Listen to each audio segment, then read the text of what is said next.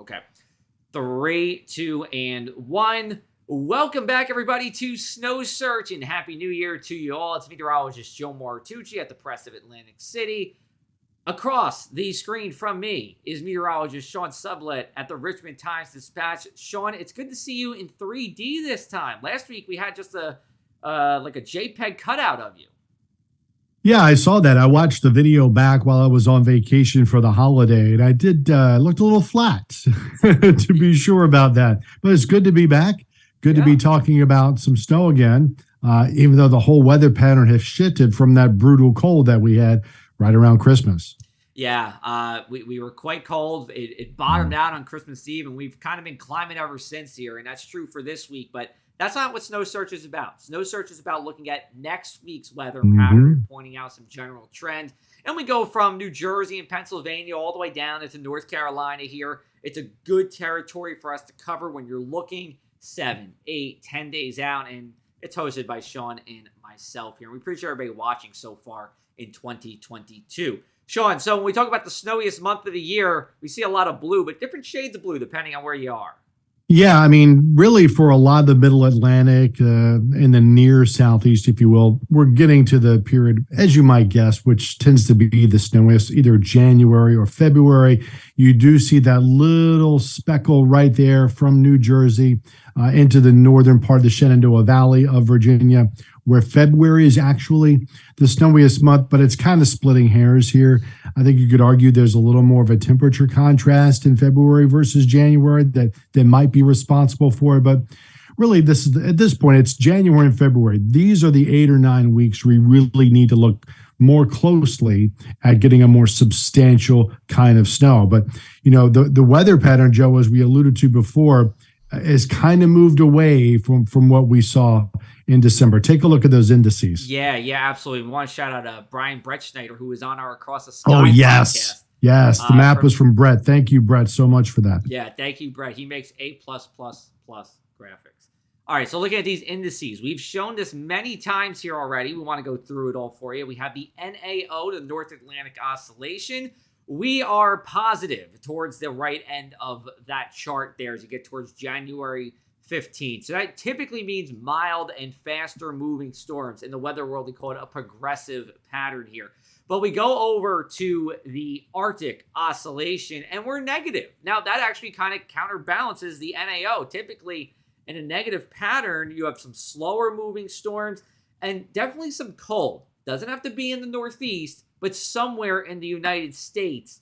And it looks like that cold air is really staying away from the East Coast over, the next, at least through this weekend and next week. So the week of January 8th, we get a little colder, but we'll call it more seasonable than anything else. And then we have the Pacific North Atlantic Index here, Pacific North American Index, excuse me.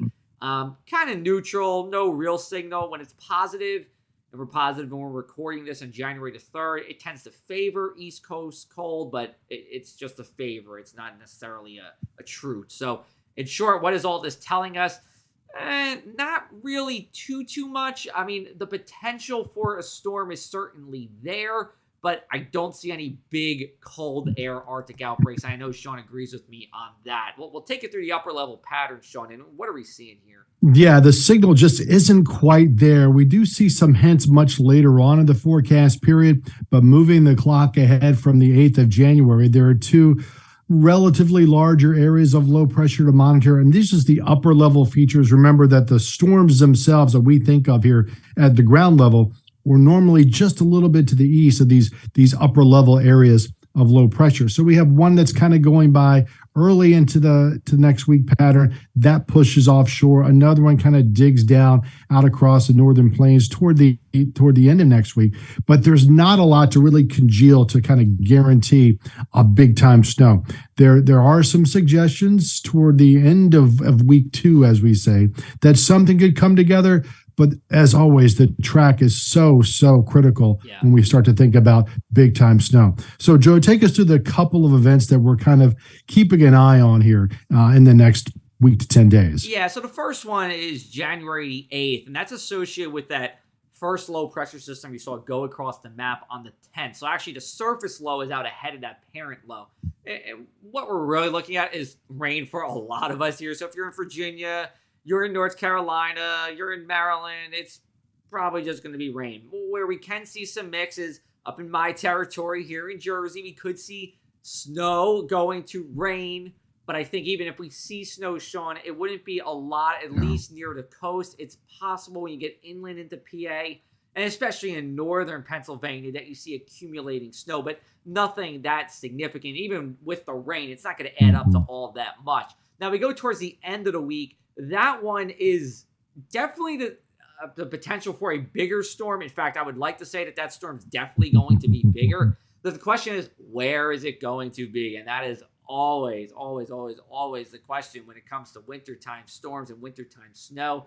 If it takes a track to the west, and in this case, that means it's going to kind of move up the East Coast. We're talking about your classic nor'easter. Snow west of I-95, into the Shenandoah Mountains, the Appalachian Mountains, mix east of 95 for, like I said, me here in Jersey, even you, Sean, you're trying to teeter on that 95 line on your home base in Richmond. But when you get towards the coast, Norfolk, the Outer Banks, not really looking at much of anything in terms of wintry weather, just be plain rain. Now, the other alternative to this is that this storm just kind of goes through the deep south and stays in the deep south. And if that was to happen, I think we're going to be dry. So I think you would be dry. I'd definitely be dry. North Carolina, you could see some rain, but I don't anticipate much in the way of wintry weather.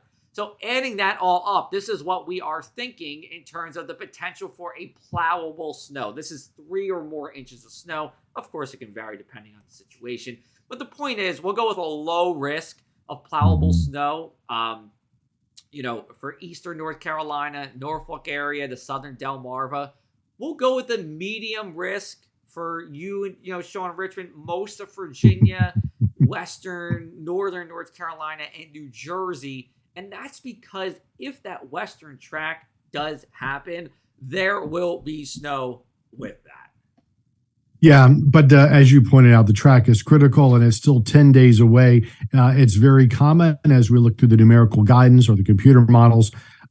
They're still wildly divergent on how this is going to come together. So there's a lot of noise that there is something out there, but the signal itself isn't especially great as to what the ultimate impact. So let's go ahead and do the summary then, Joe. We do have this one very weak, more wet than white system coming through late in the weekend or early into Monday the 9th. So this does not look to be much at all. So then the next thing is that potential coastal system, January 12th, 13th. So that's, if you're looking for an opportunity, those are the days to kind of keep in the back of your mind. But the other big thing is there's just no brutal cold ahead. I mean, what we had around Christmas, there's no sign of that coming back anytime in the near future. I think for a lot of the Mid-Atlantic, the temperatures will be at or above normal, actually, for the better part of the next 7 to 10 days. So for snow lovers, you're going to have to probably wait until after the middle of the month, unless something should shift a little bit with that storm on the 12th or 13th. Yeah, we kind of were saying this when we did our winter outlook with Dr. Judah Cohen, that once you got even past mid-January, and that's where your average temperatures start to rise, it still could be harder. It doesn't look like we're in for a long, deep, wintry stretch. It's more these little nips and pokes of cold air, and you hope that lines up. If you like snow, I'm talking as a snow lover. If you like snow, you hope that lines up with the storm system. So we're going to wrap it up, but before we do, we have to talk about the one thing we have been searching for the past 7 days, weather or otherwise. Sean, I'll go over to you. What have I been searching for?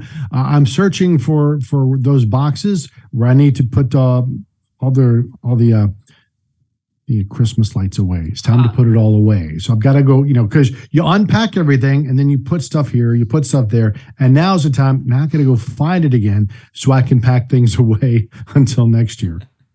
I'm going to keep it in sports. I did Rutgers basketball a couple of weeks ago. I'm going to bring it out again because yesterday Rutgers beat the number 1 team in the country, Purdue, at Purdue for men's hoops, but they're still not ranked. They're still not ranked yet, Sean. So I'm waiting for them to get ranked because It's got to happen this week. So that is The important thing is tournament time. The rankings are not nearly as important in basketball as they are in football.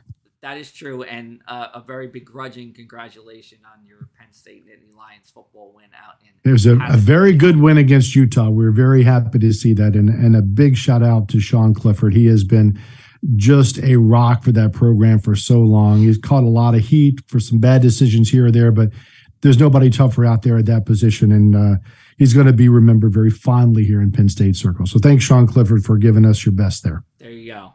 So we will wrap it on up for this week's Snow Search, looking at the week of January 8th. We'll be back with you on Monday. We're going to go back to our regularly scheduled program on Monday as we go into our Snow Search. So hope everyone had a great new year, and we'll talk to you soon, everybody. Take care.